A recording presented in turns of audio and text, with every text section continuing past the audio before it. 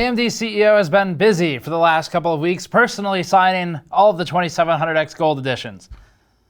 By which I mean probably signed once, scanned it, and then, well, it's being laser etched on there. But we have the 2700X Gold edition today.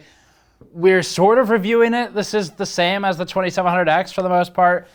So if you want to know how the 2700X performs in any regard, check that review. But we are looking at some basics with this frequency, just making sure it's not any different. And then most importantly, seeing if there's any additional overclocking headroom, because Intel and its 8086K has somewhat trained all of us to hope that Anniversary Edition special CPUs are specially binned as well. So that's what we're looking at with this $330 version of the 2700X. Before that, this video is brought to you by MSI's RTX 2070 Gaming Z 8GB card. The RTX 2070 Gaming Z uses MSI's dual fan design with large blades, which we've previously tested to have among the best noise-normalized thermal results in the class. MSI's 2070 Gaming Z has a fat heatsink, furthering the focus on reduced noise levels by allowing the fans to spin slower. RGB LEDs naturally are abundant on the card, but can be blacked out to match the carbon and blackout shroud. Learn more at the link in the description below. So really basic stuff here. It's a 2700X. It has the same specs as a 2700X. The frequency is the same, but we're gonna prove it just really briefly. And a frequency comparison and with 3 benchmarks just to kind of blow through it quickly.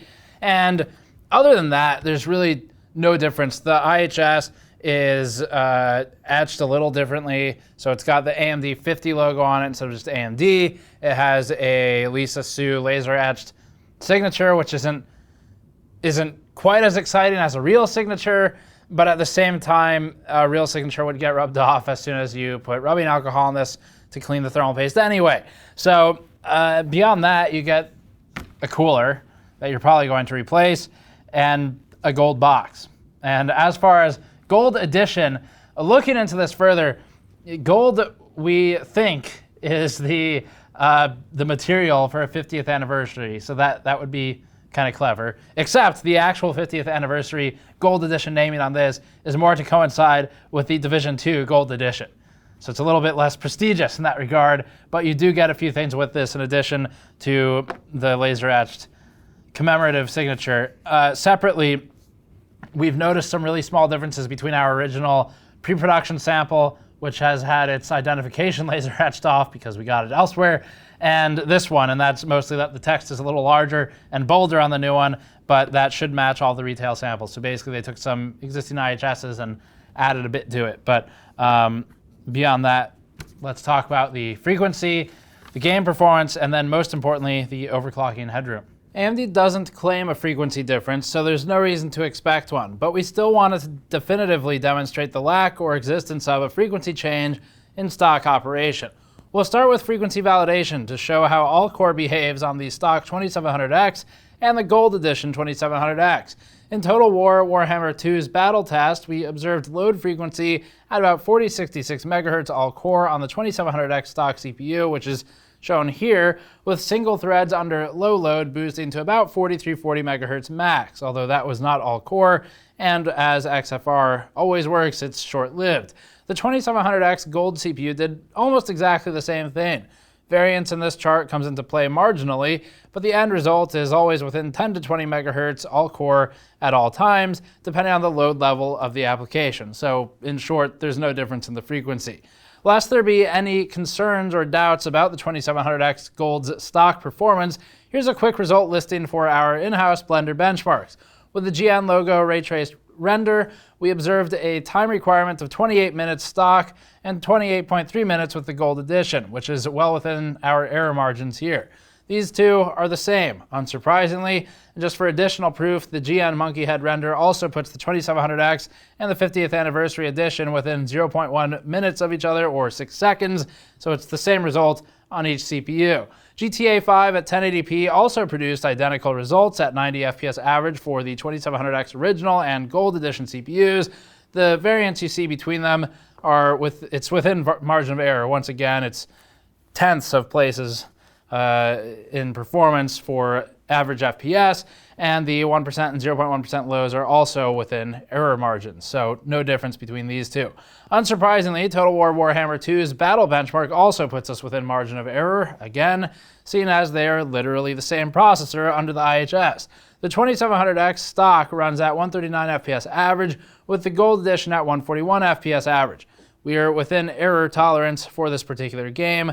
The lows are also within margin of error, so no change once again. Overclocking is the real question here. When Intel did its 8086K CPUs, we remarked that they really weren't worth buying unless you wanted a semi-guaranteed overclock at or above 5 to 5.1 gigahertz. With a normal 8700K, chances were that you were probably within 100 megahertz of the 86K, maybe between 4.9 and 5.1, maybe 5.2. So the cost difference was tough to justify for an extra sort of guaranteed 100 megahertz boost in your overclock potential. It's even harder to justify here because Ryzen is already largely maxed out on frequency out of the box. Overclocking has a sort of dangerous territory where settling on too low of an all-core OC will result in worse performance in some applications, especially those that are using fewer threads than all of them. And this is because XFR and boost can hit 4.2 gigahertz and above, as we saw earlier, depending on the load of the application. It won't be on all cores, but an all-core OC will cut off the top end of that range if you're not careful. We were disappointed in our 2700X Gold Edition sample, to say the least. It was Gold Edition, but not a gold sample. Far from it. The hope was that it'd be really good, but it's just not. We couldn't maintain 4.2 gigahertz even at 1.4125 volts, and going beyond this would require chilled liquid or a bigger loop than our 280 millimeter CLC allowed for. Our 2700 non-X actually performs better than the 2700X Gold Edition sample that we bought, hitting 4.2 gigahertz at 1.4 volts with stability in Blender even, which is one of the harder tests to pass for overclock stability.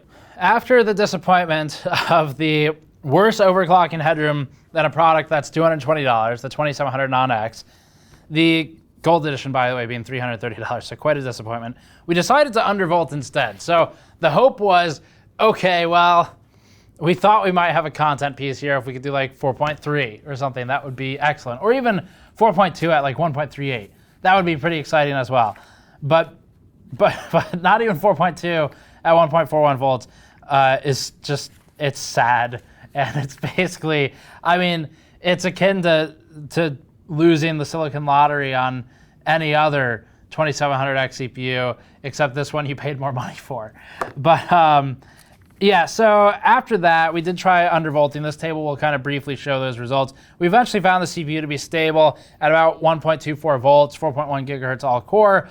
Although at this point, you may be better off sacrificing all core for stock frequencies instead so that you can hit XFR. The only real benefit of 4.1 gigahertz all core is if your workload is always all core like Blender. Either way, both CPUs settle around the same place. The other 2700X we have was 4.1 gigahertz and about 1.25 volts. So yeah, honestly, it would be better off if we left the frequency to auto and then undervolted it as much as we could there. But either way, this one's not different than that one. So it's an effort in futility. So yeah, for what it's worth, the R7 2700X Gold Edition does come with some small bonuses. So clearly this is a commemorative product. It's not really being marketed as a performance thing, which we will credit AMD with that stance, because it's not like AMD went out there and said, this is specially binned. They didn't go out there and say, this will hit higher frequencies. So that was just us kind of projecting our hopes onto them that spending more money would result in a better product. But actually what it results in is you get the laser-etched signature, which is just like, again, it's not a real signature. It's not like she actually sat down and signed it. And then you get World War Z, or the Division 2 Gold Edition bundle, which is what we think this is probably named after in reality. It also has a year 1 season pass to the Division 2, and that's really about it. So it's the same thing where we were talking about the 8086K. It's like there's one main reason to buy something like this, which is you're a massive AMD fan, or, well, that's probably the main one, is you have been a supporter of AMD products, or maybe you've been in the industry for a long time, you've been building PCs for longer than we've existed as a company, for example, and you want something to commemorate your own milestones. And with like the 8086K as an example, it was obviously a callback to the 8086. So we could see the argument that people might just want something like that because of personal reasons, or just because it's kind of interesting and neat historically, even if Intel did make hundreds of thousands of them and it wasn't really that limited. But the 8086K at least would clock a bit higher basically across the board. And that was the main draw of it, is you spend more money and you're hoping that based on the sampling we saw out there in the wild, you're hoping that your sample will also more or less have 100 megahertz plus over the 8700K original CPU, and that's what you're paying the money for. But in this case, you don't get that. You're just, I mean, it's worse than our 2700. That's sad.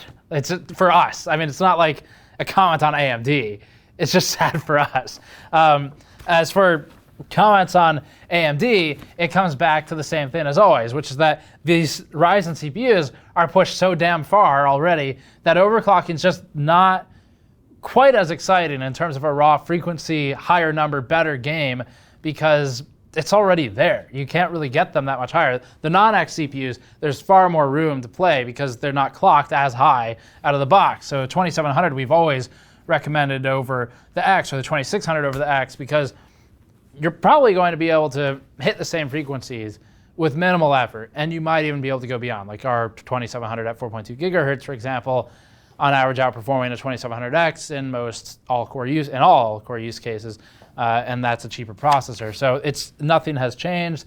AMD's processors are at the limit already, and if you're buying this, I guess the point of the few benchmarks we showed was to say that don't buy this for performance, because that's not what you're getting. Buy it if you're acknowledging to yourself that I'm spending extra money on something that frankly has no functional add, unless you really want those games and you weren't gonna, you would buy them anyway. So if you buy it admitting that to yourself, it's fine, just like any other product. But if you buy it hoping that there's better overclocking headroom, sample size of one aside, our understanding is that there shouldn't be any on average. So don't expect that, but maybe someone else will get a better one. Let us know if you see someone get a higher overclock, something that's not actually disappointing. Otherwise, maybe we'll put it under liquid nitrogen or something like that with Stepanzi next time he comes by. Thanks for watching. Subscribe for more. You go to patreon.com/gamersnexus to get our newest behind-the-scenes video, which talks about our 3D printed fan testing apparatus. And we'll see you all next time.